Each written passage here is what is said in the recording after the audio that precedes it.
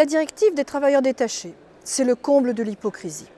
Brutalement, le Premier ministre Valls et la députée Lienemann s'insurgent contre la directive européenne dite des travailleurs détachés.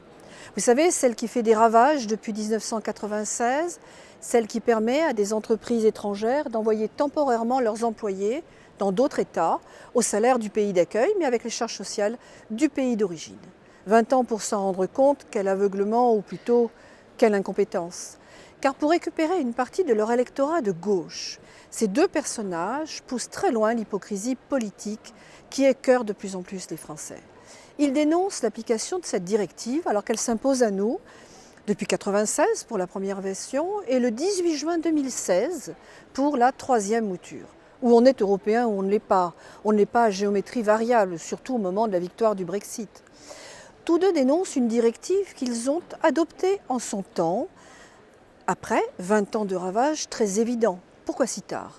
Au nom de quoi, alors qu'ils sont aux manettes depuis plus de 4 ans, ont-ils supporté le dumping social, les délocalisations et les licenciements? Pourtant, les chiffres sont là qui auraient dû les faire réfléchir. Le chômage.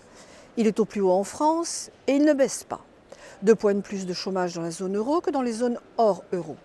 Le coût du travail ahurissant.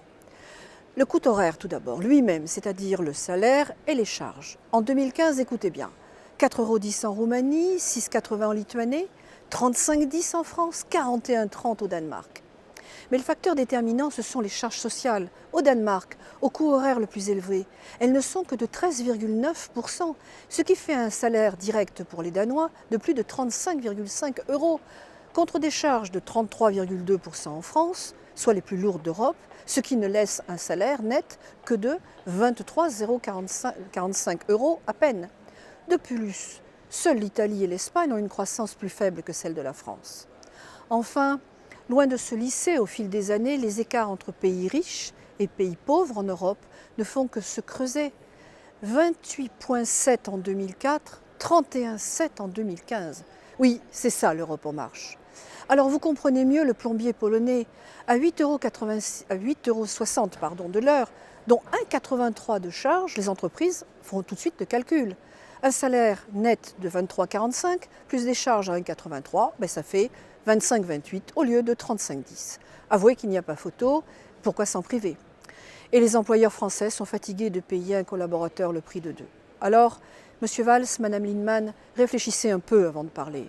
Au lieu d'imposer à coup de 49.3 une loi El Khomri qui fait appliquer par avance précisément la révision en discussion, la directive des travailleurs détachés, vous feriez mieux de baisser les charges sociales, une bonne fois pour toutes. Cela évitera d'attirer toute l'immigration sanitaire du monde. Et surtout, les Français retrouveront du pouvoir d'achat qui leur est dû et que vous leur avez confisqué.